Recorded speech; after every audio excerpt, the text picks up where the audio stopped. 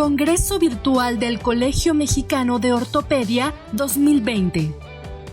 El doctor Pablo Sotelano es cirujano de pie y tobillo, miembro del equipo de pie y tobillo del Hospital Italiano de Buenos Aires, cirujano acreditado de la Sociedad Argentina de Medicina y Cirugía del Pie y la Pierna, SAMECIP, y presidente actual de la SAMECIP. El doctor Sotelano hablará sobre pie de Charcot, diagnóstico y manejo en fase aguda. Hola a todos y gracias nuevamente por la participación. Les voy a hacer la presentación en la patología del pie de Charcot, el diagnóstico y manejo en la fase aguda. Primero les voy a contar un poco de qué vamos a hablar. Vamos a hablar de la evaluación inicial del paciente diabético, el abordaje multidisciplinario, la enfermedad arterial periférica brevemente y vamos a hablar del pie de Charcot. Es importante cuando recibimos un pie diabético, un paciente con un pie diabético, saber qué preguntar, saber qué buscar y saber qué tenemos para enseñarle a este paciente.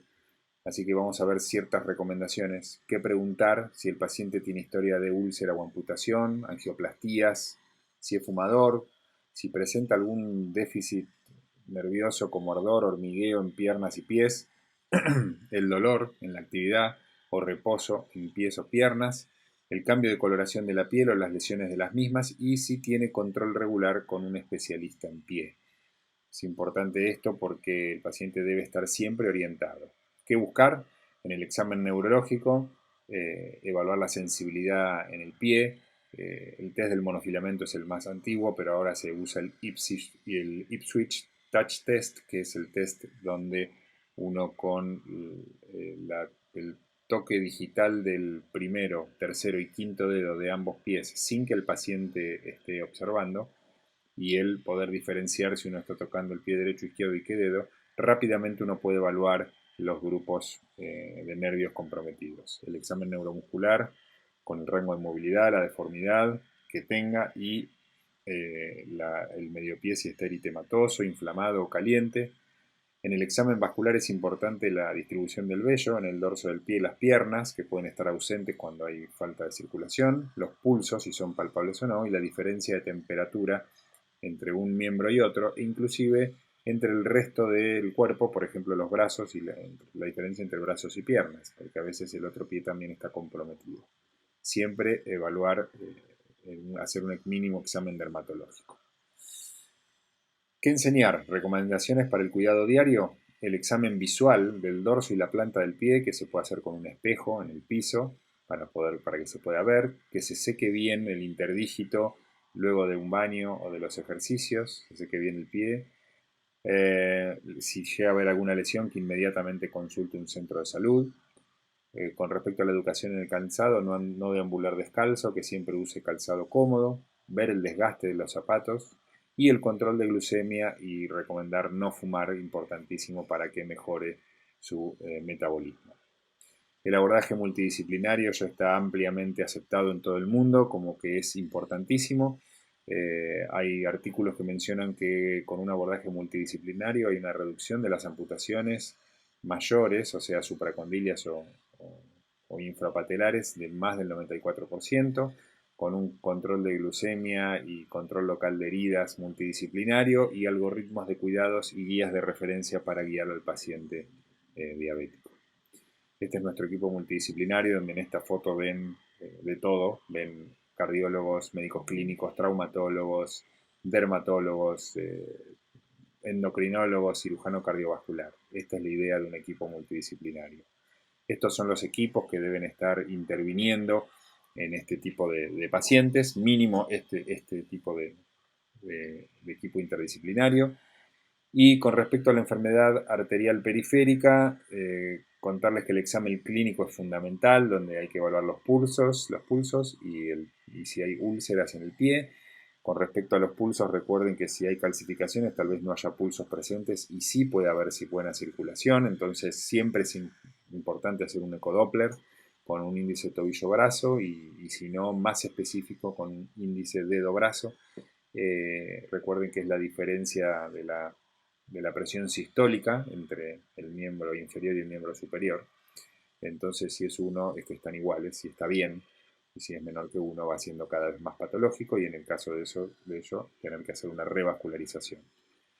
¿Cómo evaluamos al paciente diabético? El paciente entra y si tenemos un paciente que sospechamos que es neuropático, evaluar si no está haciendo una artropatía de Charcot y estadificarlo, como ya vamos a ver, y luego hacer el tratamiento indicado. Si tiene úlceras neuropáticas, quiere decir que son úlceras que no tienen sensibilidad.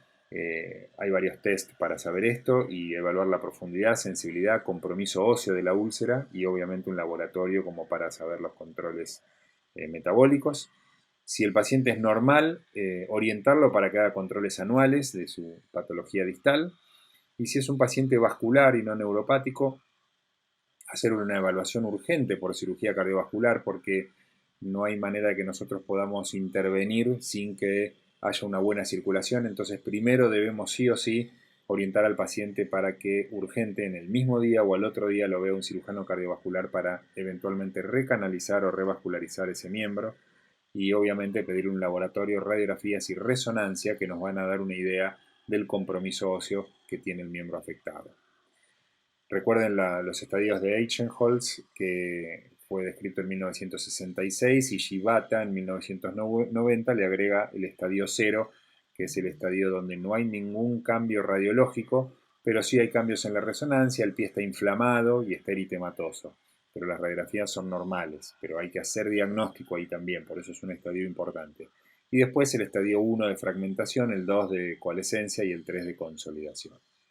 Acá vemos un estadio 0 donde la radiografía es normal, pero radiografía negativa y resonancia positiva, pero vemos el eritema y la inflamación del pie. Estas son las radiografías normales de ese paciente, no tenía ninguna alteración, pero sí tenía alteración en la resonancia magnética. Este paciente debe ser inmovilizado automáticamente. El estadio 1 de fragmentación vemos en la articulación de Chopard el compromiso con la destrucción articular y también en la resonancia.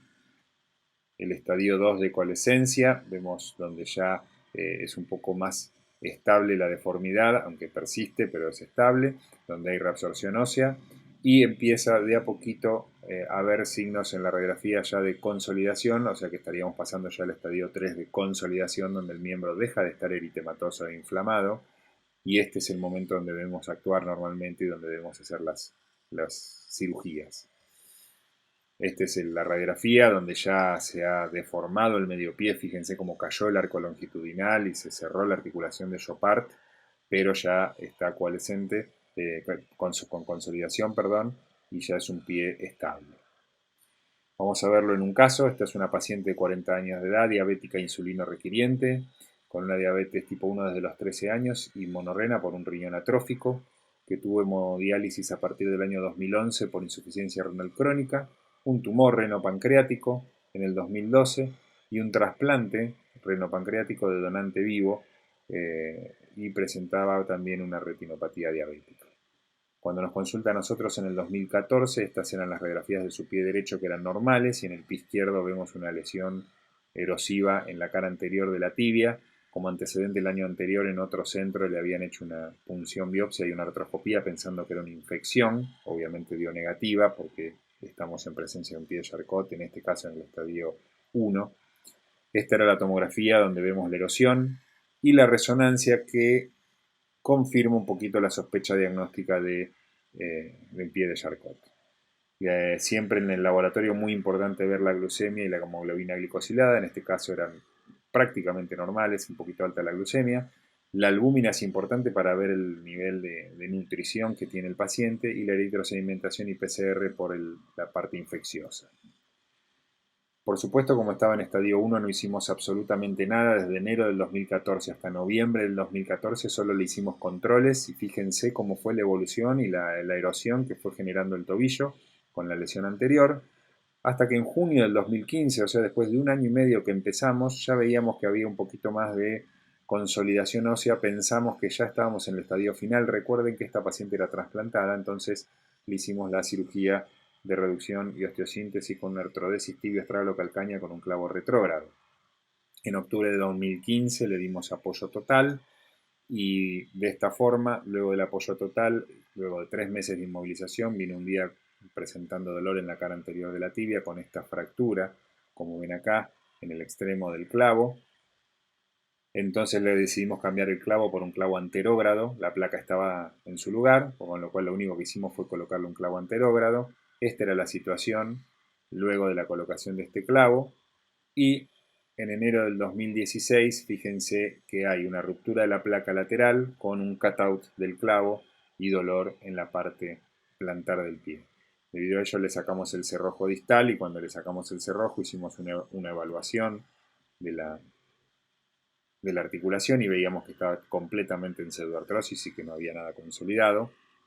Debido a ello, en marzo del 2016 le retiramos todos los implantes, hicimos una reartrodesis con 2 placas, una placa filos lateral, una placa anterior e injerto, nuevamente de banco de huesos. En octubre del 2016, luego de estar ya cargando peso, rompió la placa anterior, la placa filo se mantenía bien. Esta era la situación en noviembre del 2017, donde la llevamos a quirófano para sacarle uno de los cerrojos, hicimos una nueva evaluación y volvimos a ver que la placa filos no se rompía, pero estaba completamente móvil y suelta, tanto en la tibia como en el calcáneo. Debido a ello, por un trasplante reno-pancreático en noviembre del 2017, el metabolismo de la paciente comenzó a cambiar. Entonces, en marzo del 2018 decidimos sacarle todo el implante y colocarle un espaciador de cemento con antibióticos para esperar que su trasplante renal funcione mejor y vuelva a tener calidad ósea. Y en abril del 2019 le hicimos la reconstrucción nuevamente con otra placa filos colocada en otro lugar y 3 tornillos de 6,5 para hacer compresión de la artrodesis con injerto y con sustituto óseo. Esta es la situación en octubre del 2019 y finalmente un tornillo progresó hacia el medio pie, con lo cual lo retiramos y esto es la situación en enero del 2020 y aparentemente con la artrodesis consolidada luego de 5 años. Para llevarse a casa, muy importante el equipo multidisciplinario, la evaluación vascular básica y la derivación inmediata también es importante, la evaluación sensitivo-motora, la actualización constante en qué hay de nuevo en el tratamiento de los pacientes con pie diabético, siempre hacer una osteosíntesis más rígida de lo que uno haría en un paciente normal con largos periodos de inmovilización para este tipo de pacientes. Muchas gracias y tengan siempre presente que esta patología es muy compleja de tratar y los pacientes llevan un largo camino.